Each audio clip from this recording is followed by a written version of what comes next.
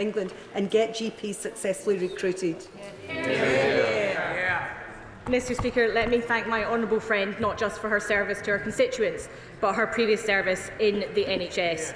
As she has noted, in England, thanks to Labour, NHS waiting lists have fallen month on month because this government has a plan and we have invested. But as my honourable friend sadly points out, it is a completely different story in Scotland, where her constituents, like mine, see a situation where almost 1 in 6 people are now stuck on a waiting list. John Swinney has announced this SNP government's 5th NHS recovery plan in less than 4 years. But patients and staff know it's not good enough and we need a new direction. Seamus Logan. Thank you, Mr Speaker. The Minister speaks of the wonderful NHS staff that we have, and she's right. But she also speaks of a new direction that's required. Let me give you a clue as to what the possible new direction might be that you're speaking of.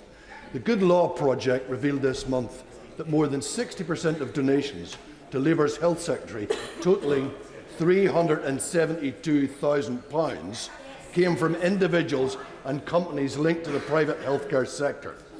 So, as the same Labour Health Secretary is so fond of saying, all roads lead to Westminster, including NHS funding. So, with cuts to public services coming down the line, is the Secretary of State or the Minister worried about the influence of private health donors on his Cabinet colleagues?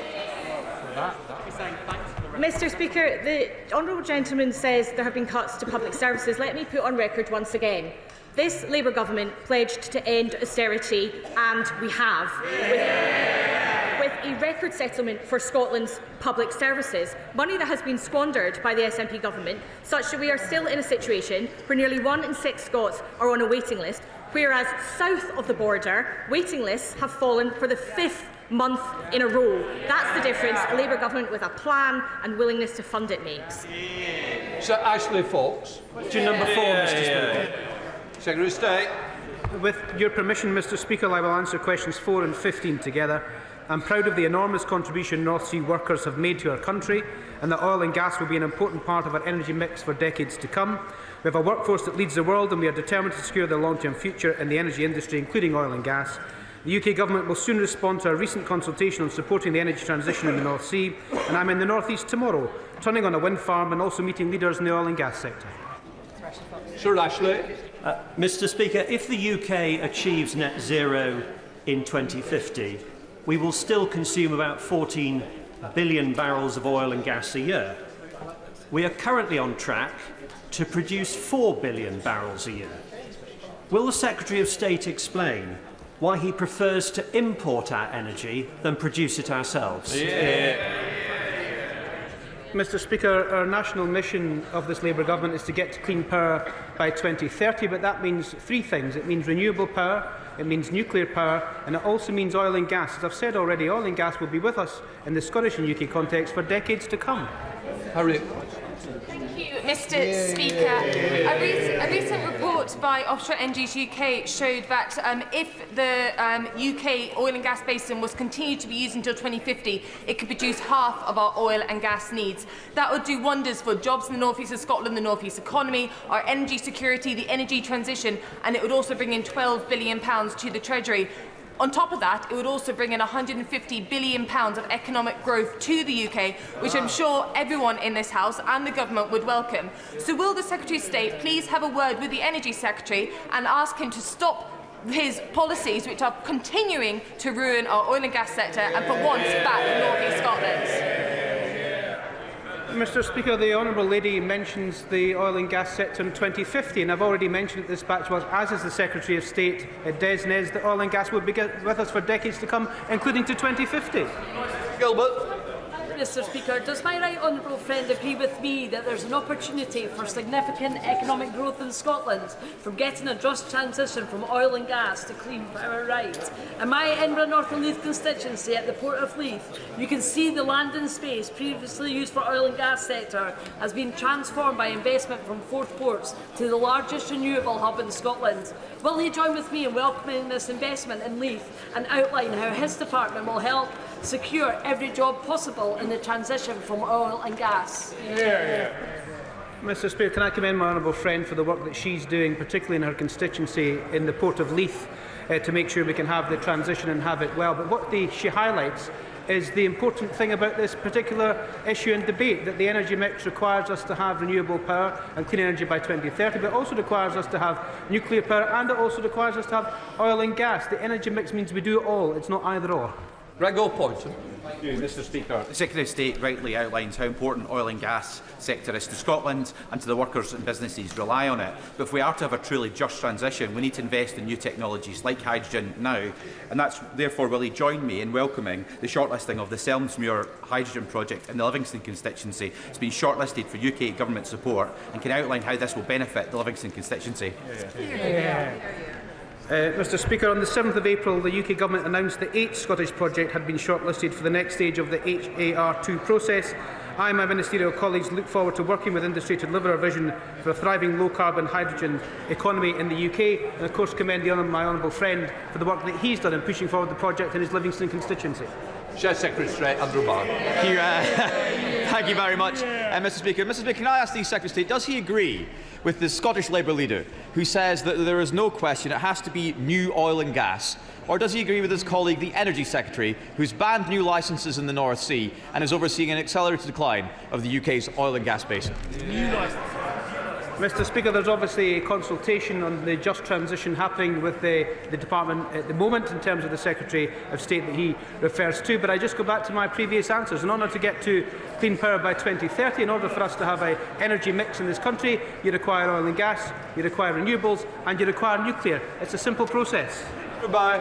Well, I think we all heard there, and I'm sure Anna Sarwar certainly heard there. He was unable to agree with his own leader in Scotland. So in hawk to the UK Labour Party that he can't stand up for Scottish workers or its oil and gas industry, and can't even agree with their own leader in Scotland. It's always been the party interest over the national interest with Labour, and no notice taken of its Scottish Labour Party. 10 years ago, the Scottish Labour Party was described by its own leader at the time as simply being the branch office. Nothing has changed, has it? Mr Speaker, the sole purpose of this government initially in the first few months was to clean up the mess that his government left of this country, which included the £22 billion black hole. We'll get on with delivering our missions, including clean power, by 2030. That's what we're focused on, because that's what's good for jobs, good for bills and good for the environment. Robin Swan. Question number 5, Mr Speaker. Minister. Mr Speaker, under the Windsor framework, the Northern Ireland Plant Health Label allows growers and traders to move plants and seeds for planting from Great Britain to Northern Ireland without a phytosanitary certificate, and Scottish businesses have benefited from this. For example, more than 1,500 tonnes of previously prohibited seed potatoes have moved to Northern Ireland from Great Britain last year, mostly from Scottish traders.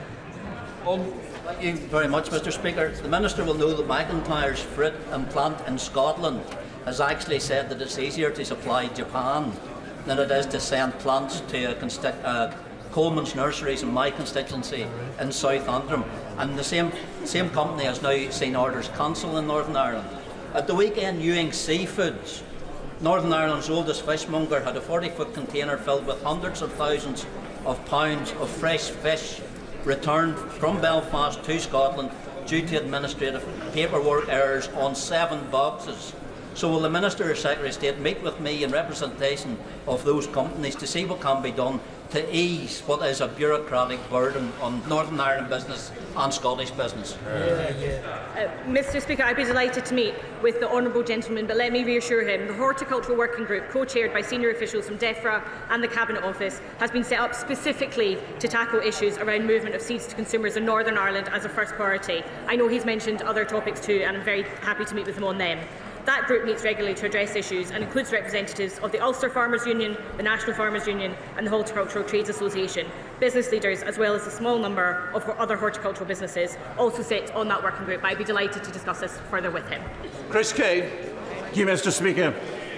Scotland produces world-class potatoes, that supply our iconic fish and chip shops, like the Real Food Cafe and the Green Welly Stop in Tyndrum, Vincenzo's in Stirling, whose fish supper won an award last year, and Corrieri's in Causeway Head, where Robert and Peter Corrieri retire this year after decades of service.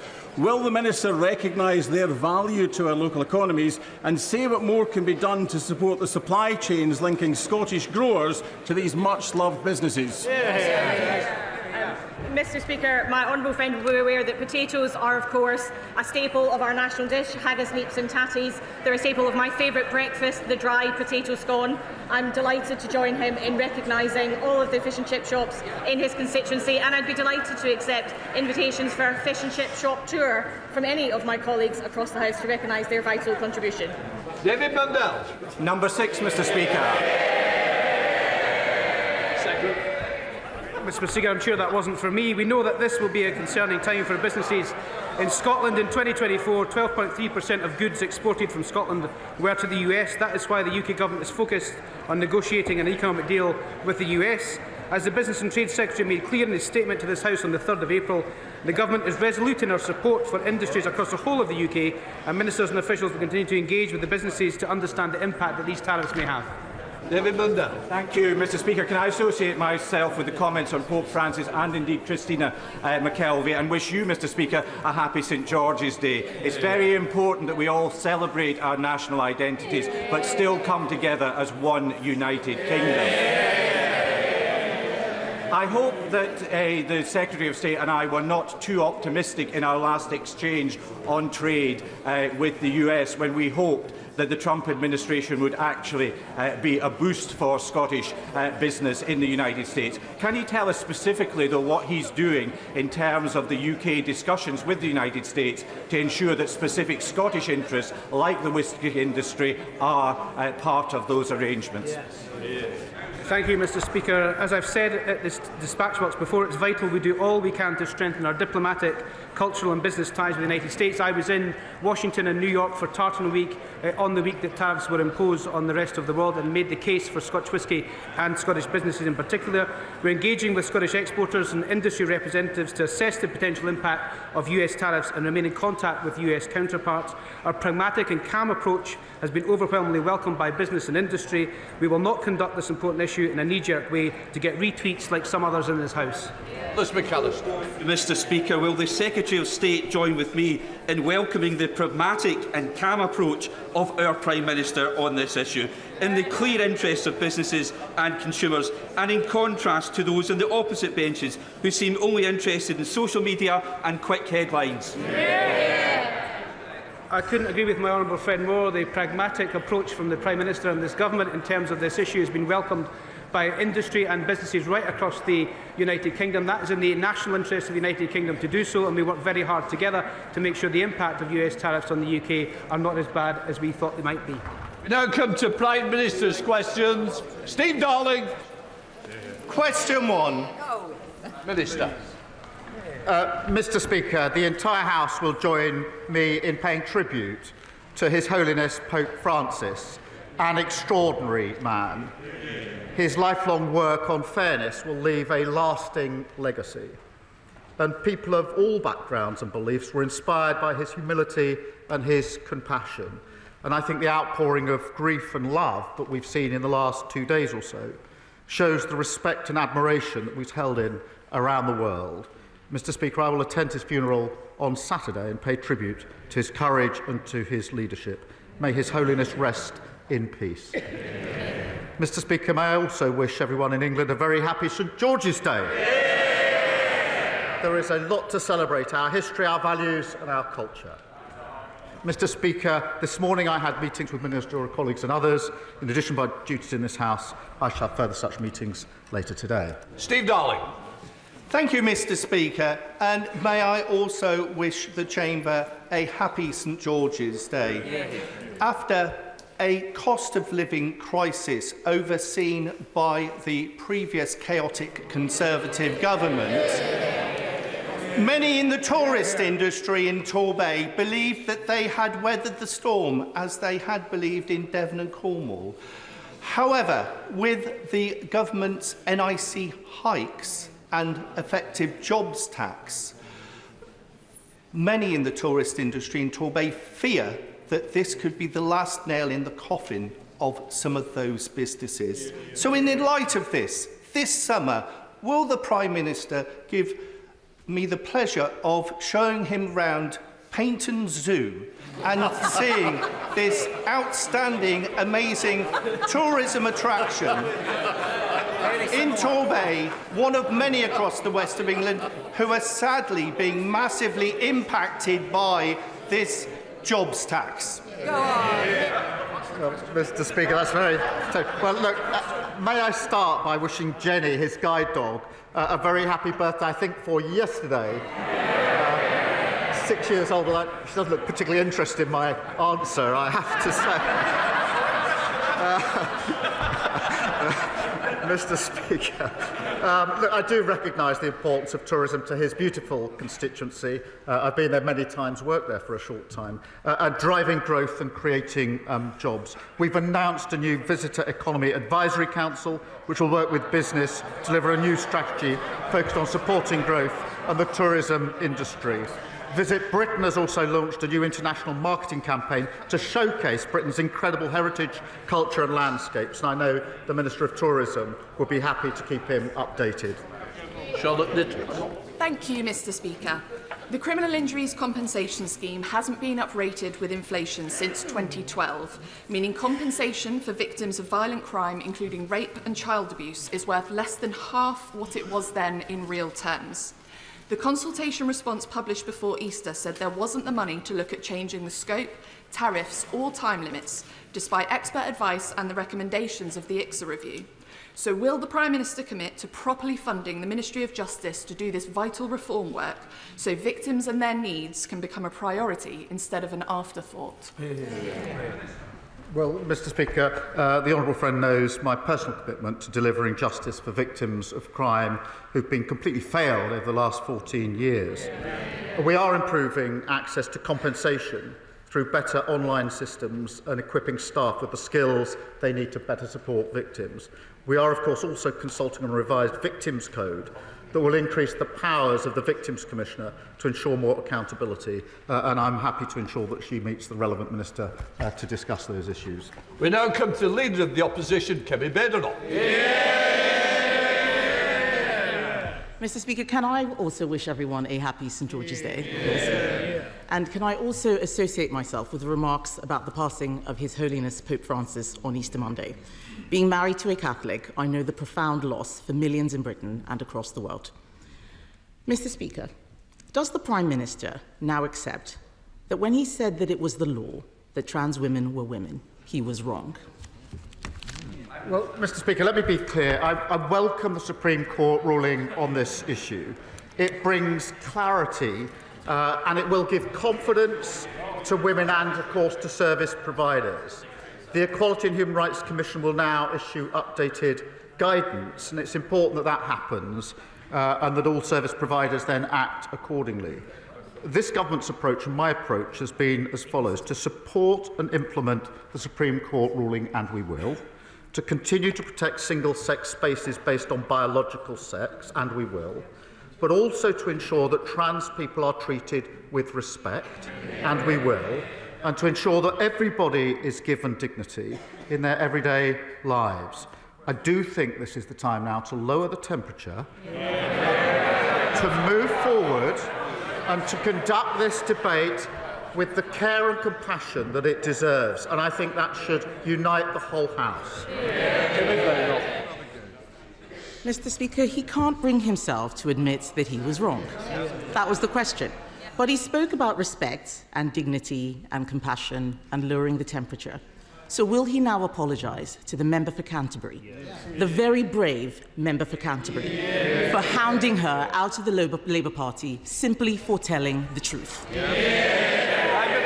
Mr. Speaker, I've always approached this on the basis that we should treat everyone with dignity and respect, whatever their different views, and I'll continue to do so.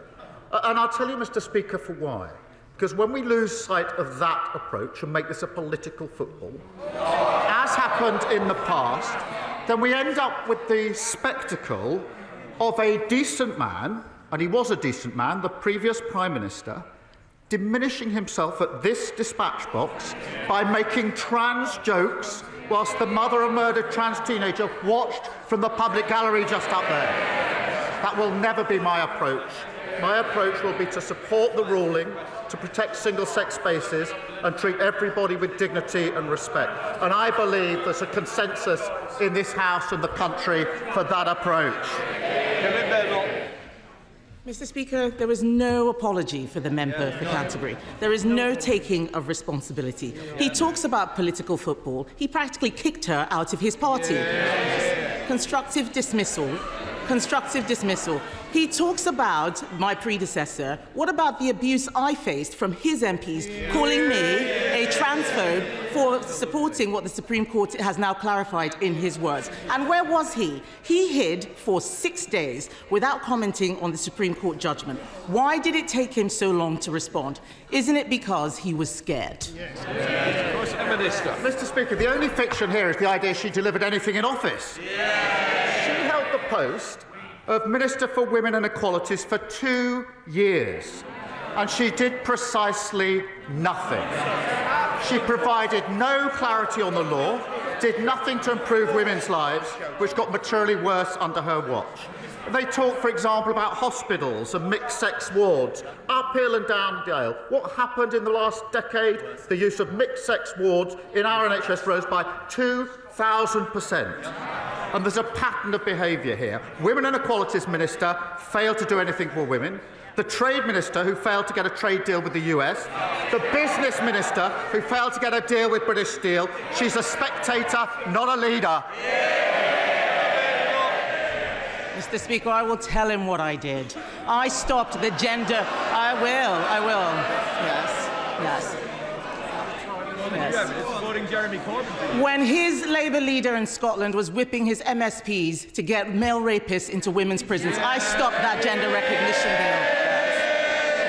I helped commission the Cass review. I replaced the guidance on single-sex toilets. I made sure that the puberty blockers issue was resolved while he was sitting there cheering on the ideology that was taking away safe spaces. The Prime Minister stayed silent last week, presumably waiting for what Morgan McSweeney thinks. On his WhatsApp groups, some of his closest ministers were plotting to overturn the Supreme Court decision. Labour MP after Labour MP stood up yesterday and challenged the ruling. How can we take his government seriously on this? Well, I think the WhatsApp group she should be worried about is the one of his shadow Justice Secretary. Mr. Speaker, the mask has slipped just 1 week before the elections because the Shadow Justice Secretary is not here, a man who's doing everything he can to replace her. The man that most of them want as leader of their party has admitted that Reform and the Tories are working together. He said, I want this fight to be united. He said, he's determined to bring this coalition, he calls it, together one way or another. Well, I think we know what that means. Every Tory voter is appalled at the thought of paying for the NHS. Every Reform voter who hates what the Tories did the last 14 years. They're not Conservatives, they're a con. Who's playing political football now? He's got no answers, Mr. Speaker. He's got no answers. Yesterday, Labour MP after Labour MP challenged the ruling. He should be more worried about his backbenchers than my frontbenchers. His Labour ministers called the chair of the Equality and Human Rights Commission appalling. Baroness Faulkner's role is critical to enforcing the court's judgment. She has had to put up with relentless abuse, not just from his front bench, but from activists and ideologues. Reappointing her will be a clear sign that he is taking this issue seriously. So will he commit to reappointing Baroness Faulkner when her term expires this year? Well, Mr. Speaker, I've always said the debate should be conducted properly on the principles of debate. I've said it many, many times. But I would remind the Leader of the Opposition that when they were in government, violence against women and girls reached record highs, rape prosecutions fell to record lows, and millions of women were left stuck on NHS waiting lists, unable to get the health care that they needed. Under this Labour government, NHS waiting lists down by more than 200,000, domestic abuse specialists in 999 control rooms. We've strengthened access to maternity pay, something she calls excessive. She talks about political footballs, but a coalition between Reform and the Tories being formed behind her back. We know what that means when the Shadow Justice Secretary and the member for Clacton cook up their joint manifesto. NHS charging a pro-Russia foreign policy, enter workers' rights. Just as the Love government lost control of the economy, the borders and health, in 6 short months, she's lost control of her party.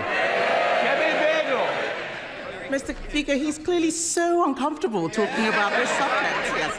This is a choice between a Conservative Party that stood up for common sense and a Labour Party that bent the knee to every passing fad. This is a question about moral courage, Mr. Speaker, about doing the right thing even when it is difficult. And the truth is, he doesn't have the balls. The Prime Minister only tells people what they want to hear. He only tells people what they want to hear. He is a weather vane who twists in the wind. He cheered an ideology that denied safe spaces to women and girls because he thought it was cool to do so. He hounded a brave female MP out of his party for telling the truth he accepts now. And now he is hiding behind the Supreme Court judgment. And isn't that because he doesn't know what he actually believes? I can only assume that sounded better when she did it in the mirror earlier on. But the truth is, it doesn't really matter what the Leader of the Opposition says, because nobody believes, none of them, that she's going to lead them into the next election anyway. It's going to be the Shadow Justice Secretary. He's away plotting, that's why he's not here today, Mr. Speaker. And the member for Clacton fighting over the bones of the Tory party. And they think Reform are going to give them their votes without changing their policy. Absolutely no way. The member for Clacton's going to do what he always does, eat the Tory party for breakfast. Thank you, Mr. Speaker, and can I wish you and the House a happy St George's Day as well. I recently had the pleasure to visit the National Gas Operations in Peterborough, where the company was announcing a £350 million investment in the UK, including 100 new jobs at least in my constituency. This investment will make Peterborough the centre of the nation's core gas and hydrogen network. But one of the big challenges that infrastructure projects like this face is the lack of available skills and training for young people. So can I ask the Prime Minister what more he can do to boost apprenticeships in places like mine and ensure we create the opportunities this country so desperately needs? Well, can I thank my honourable friend? The net zero transition is a huge economic opportunity for this country, despite the naysayers on the opposition benches. And we've had almost £44 billion of investment since July, and that will deliver jobs across the country, including in his constituency. Investment, presumably, they don't want. We're ensuring we've got skilled workers that we need, launching the Skills England and our new growth and skills offer to encourage even more apprenticeships, and supporting industry-led plan for hydrogen to deliver the workforce needed for the industry of the future. Shred David, Leader of the Liberal Democrats. Thank you, Mr. Speaker. Can I also wish the House and the country a happy St George's Day? And can I join the Prime Minister in paying tribute to the late Pope Francis? As a Christian myself, I found his compassion absolutely inspiring, and my prayers are with Catholics in the UK and across the world who will feel his loss particularly deeply. Mr. Speaker, I've raised with the Prime Minister before the issue of North Devon District Hospital. The last government promised to rebuild it, as they did hospitals across the southwest in places like Torbay and Musgrove Park. Unfortunately, they broke that promise, leaving appalling conditions like sewage leaks and patients being treated in corridors. So will the Prime Minister reconsider his decision to further delay the construction of new hospitals and ask his MPs to vote for our motion today for new hospitals? Mr. Speaker, the previous programme of the party opposite was undeliverable and unaffordable, as I think he knows and accepts. We put the new hospital programme on a sustainable footing with a timeline that can be met. We're not prepared to trade on false promises as they did, and obviously we put record investment into the NHS. But I do just gently urge him to one day get a bit more serious about the funding of these measures, because every week he comes here to basically push me on two issues: to spend a lot more money, but at the same time, in the next breath, opposing the measures in the budget to raise the money that's necessary. Sir Ed Davey. Mr. Speaker, unlike the Prime Minister, we had a funded programme at the election. And I'm disappointed with his reply, and I hope he'll actually visit some of these hospitals to see the urgent need for rebuilding. Mr. Speaker, at Merton Mead Farm in Oxfordshire last week, I saw world-class British beef farmers at work. Farmers want him to be careful in any trade deal with President Trump.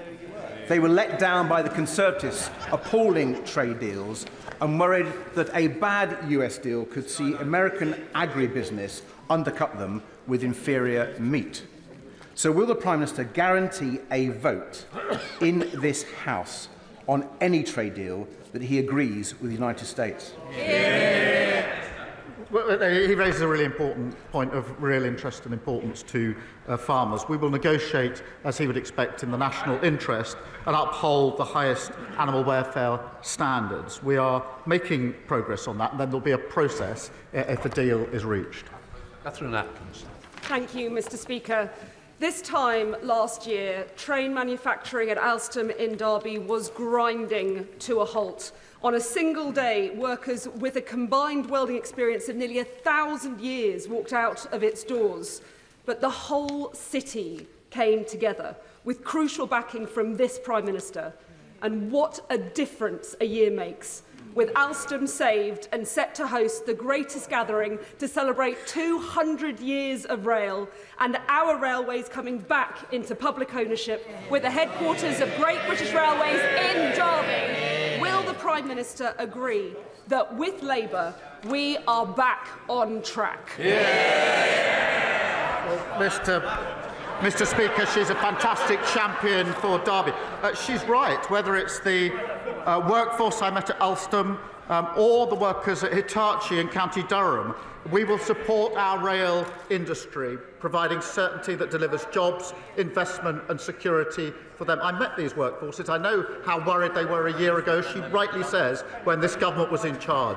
I'm really proud that Derby will be the home of Great British Railways, because we're bringing railways back into public ownership, delivering better services for passengers, cutting delays and cancellations and boosting growth across the country. Robin Swall. Thank you very much, Mr. Speaker. Can I join the Prime Minister and my party in regards to the condolences to the passing of His Holiness Pope Francis? Mr. Speaker, the Prime Minister has often referred to his time working in Northern Ireland, and I've spoken to one of his bosses who speaks of his diligence. I wonder in that vein, could he speak to his Northern Ireland team about their understanding of the Belfast Good Friday Agreement? Because the Secretary of State in an interview seemed to think that it had been negotiated by Ian Paisley rather than David Trimble and my party. His Northern Ireland Minister has said at the start of this week that the future of Northern Ireland as part of the Union is dependent on opinion polls, and she wasn't sure if she was a unionist. Can the Prime Minister confirm to me his understanding of the principle of consent and confirm to this House that he is a unionist? Well, I thank him for that question, and I did work in Northern Ireland for 5 years and therefore appreciate firsthand how important these issues are. And it was a very formative period for me in terms of my career and my thinking.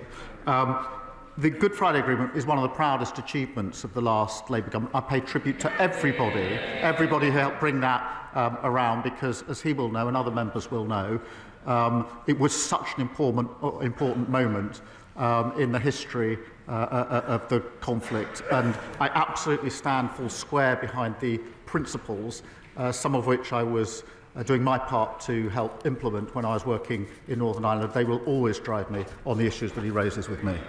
Andy MacDonald. Thank you. Happy St George's Day, Mr. Speaker, and may I associate myself with the Prime Minister's remarks about Pope Francis.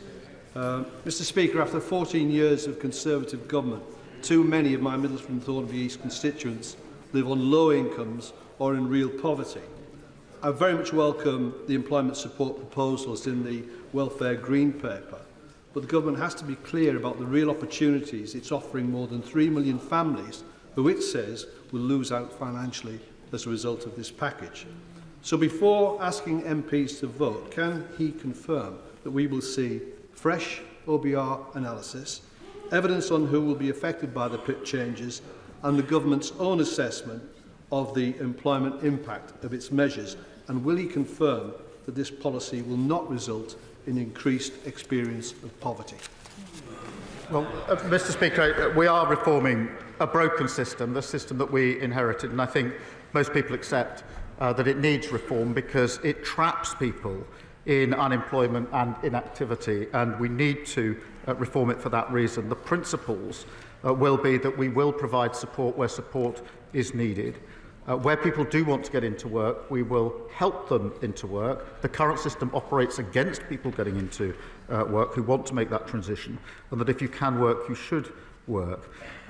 Moving into work is what halves your risk of being in poverty, and that's why we've invested £1 billion in tailored employment support. And of course, we're introducing a new premium for those with the most severe lifelong disabilities who will never be able to work. Roberts. Last week, former steelworkers in Port Talbot watched in dismay as this government deemed their livelihoods worth less than those in Scunthorpe. FOIs reveal that the UK government doesn't know how its funding for reskilling workers in Wales is being used, or even how many people are being retrained. We know concerns have been raised by the Transition Board. If this government can't explain how it's helping Port Talbot's laid-off workers to build a future through reskilling, why shouldn't those workers then come to the logical conclusion that Labour has abandoned them? She raised a really important issue in relation to Port Talbot. I've visited a number of times and heard firsthand from the workforce there. And she may or may not know that even in opposition before the election, I was talking to the owners to try to persuade them to delay their decisions because I knew an election was coming. That's how important I thought it was. I would remind her that at the same time, the then Prime Minister refused to pick up a call to the First Minister to even discuss the issue. I took a different approach because I realised just how important it was.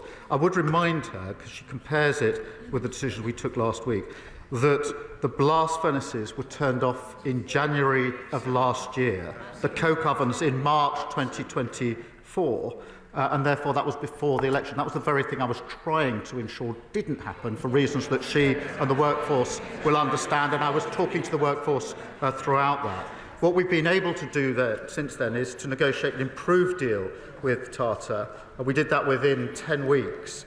Better terms for the workers, and we're working hard to maximise opportunities from the £1.25 billion investment in electric arc furnace, and supporting those with job losses with £80 million of funding to learn new skills, supply chains and protect communities. But I mean, she talks about protecting working people, but she voted against the biggest settlement, devolution settlement, since devolution. That includes more money for public services, including the NHS, and they voted against it.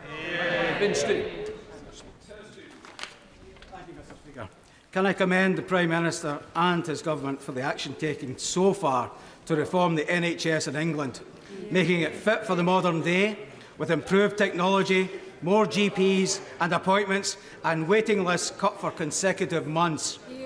However, it is deeply unfortunate that in Scotland we have an SNP government that has made the political choice to waste taxpayers' money on vanity projects, flawed legislation and failed court cases rather than focus on improving our health service. Does he agree with me that the people of Airdrie and Shotts, who have been promised a new hospital for almost a decade, deserve far better than suffering and pain on waiting lists and receiving treatment in crumbling buildings as a direct consequence of SNP incompetence? My honourable friend is a real champion for Airdrie and Shotts. And over 60,000 Scots have been stuck waiting for tests or treatments for over a year. That's a 46% rise in 1 year. and yet almost 50,000 fewer operations have been carried out compared with before the pandemic. And compare what the SNP are doing with what we're doing here in England. We've driven down waiting lists within 6 months. 6 months' worth of reductions in a row with over 3 million extra appointments. Scotland's NHS urgently needs change, but the SNP has no strategy, no plan and absolutely no ideas. Dr. Neil Shastri. Thank you very much, Mr. Speaker. The danger posed by China to our national security is self-evident. So can the Prime Minister explain why he and his government have chosen to treat Beijing as a business partner and not as the hostile state that it truly is? Well, Mr. Speaker, I've set out our approach to China a number of times. It's not materially different to the approach of the last government in the last years of the last government, I might just add. And in relation to Scunthorpe, of course, the deal that we had to deal with during recess was the deal negotiated by the last government. We've taken sensible decisions in the national interest and will continue to do so. Thank you, Mr. Speaker. I'm sure the Prime Minister will join me in celebrating the opening of the new Brixton Blood Donation Centre in my constituency, which in 3 months has seen over 3,700 people donate, over 1,000 of them first-timers and 10% of them black. However, with sickle cell anaemia, the fastest growing genetic condition in the UK, this is not enough. Demand for the RO blood subtype, more common in people of African descent, is rising 10 to 15% annually and is crucial for treating sickle cell. Rules around travel as well as inaccurate iron tests are seeing willing black donors turned away for 4 to 12 months.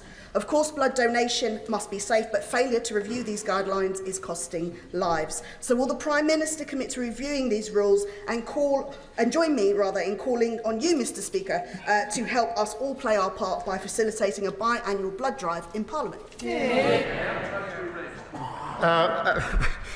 Well, I'll leave that to you, Mr. Speaker. I think it's from me to suggest that you donate your blood. Well, I'm sure you do, and we can support this jointly. And actually, across the House, we should take that up under your leadership, Mr. Speaker.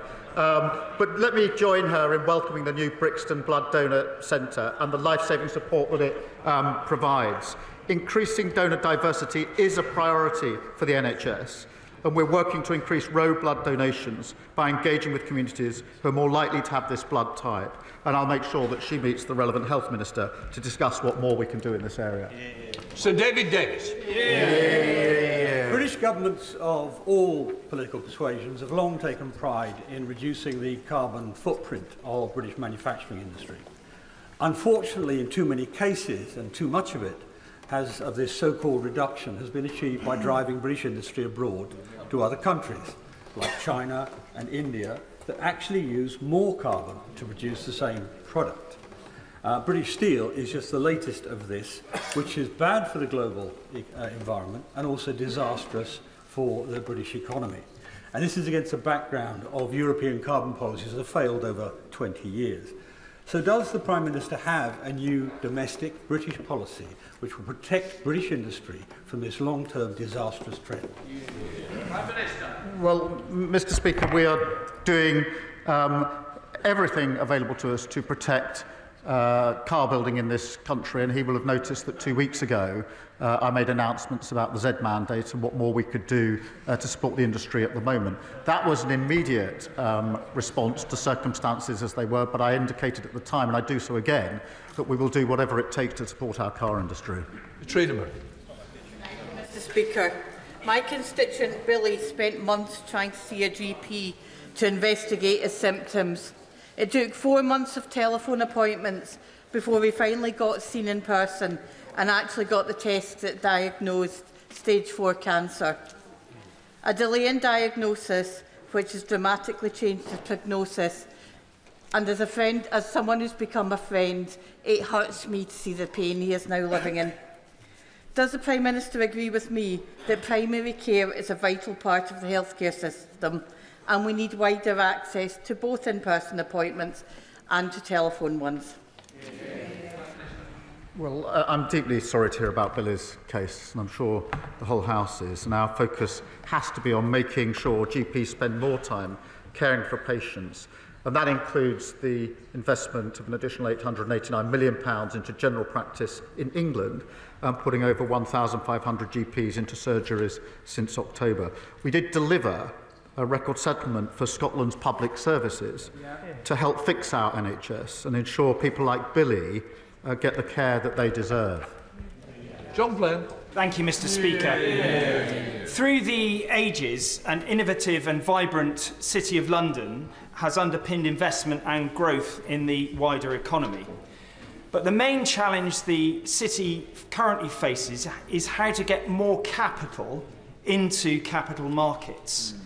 Now, I believe, and many believe, that London can gain new momentum if the government takes bold action to challenge and empower those who steward our pension assets to do things in new ways. So I ask the Prime Minister, following the decision of the Chancellor to offer continuity of leadership at the FCA, will he convene an urgent No. 10 summit with city leaders and the regulators to reset and to maximise the chances that the city can lead economic growth and recovery in these times of grave uncertainty and turmoil? He's right that we need to go further and faster in terms of kick-starting growth, attracting the investment we need to create jobs, and our regulators must regulate for growth and not just for risk. And we do want that continuity of leadership that he mentions, and we are convening and getting people together to drive that growth, and we'll take away the ideas that he puts on the table. Listen to. Thank you, Mr. Speaker. Proposed changes to personal independence payments mean that people who require various levels of support due to lifelong conditions such as learning disabilities will not meet the new eligibility criteria. However, the Green Paper introduces a group of people with lifelong conditions who will not be subject to reassessment. Can the Prime Minister confirm that people with a learning disability, which is a lifelong condition that will not change, will be included in the group of claimants who will not be subjected to repeated reassessments? Right, thank her for her question. I know this means a lot to her. We're clear on the principles for reform, protecting those with the most severe disabilities who will never be able to work, as she references, and making sure people with the most severe disabilities and health conditions will never face the prospect of being constantly reassessed again. We are making sure that extra financial support is based on the impact of health condition or disability, not the capacity to work, and I can reassure her we're carefully considering options for transitional protection. Dave Dugan. Thank you, Mr. Speaker. His Chancellor's economic policies started off badly and have headed rapidly downhill from there. His Energy Secretary's policies ensure that energy-rich Scotland lives under the highest domestic and commercial energy prices in the world, and his Foreign Secretary provides diplomatic cover for the atrocities committed in Gaza by the IDF, to the horror of the people of Scotland. This is just one, but he is the incompetent-in-chief who refuses to bring his ministers into line. Just one of the reasons that independence enjoys an 11-point lead over remaining in this dysfunctional, broken Brexit Britain. Does he understand why the people of Scotland are so dissatisfied with the latest iteration of dysfunctional British rule in Scotland? Does he understand the electorate in Scotland answered that question in July of last year? I remember there used to be quite a few of them sitting around here. Now it's a distant cry from up there. Final questions, Zara Sultan. Thank you, Mr. Speaker. Last week, humanitarian law organisations applied for an arrest warrant for Israeli Foreign Minister Gideon Saar over alleged war crimes in Gaza, including the siege of Kamal Adwan Hospital and the torture of its director, Dr. Hussam Abu Safia. Yet the red carpet was rolled out. Saar has justified blocking vital humanitarian aid into Gaza, backed the illegal annexation of Palestinian land, and rejected a Palestinian state. The Prime Minister is a human rights lawyer, so surely he knows that the UK has a legal duty to uphold international law. Why then did he block the arrest of an unindicted war criminal? I didn't. Right, that completes Prime Minister's questions.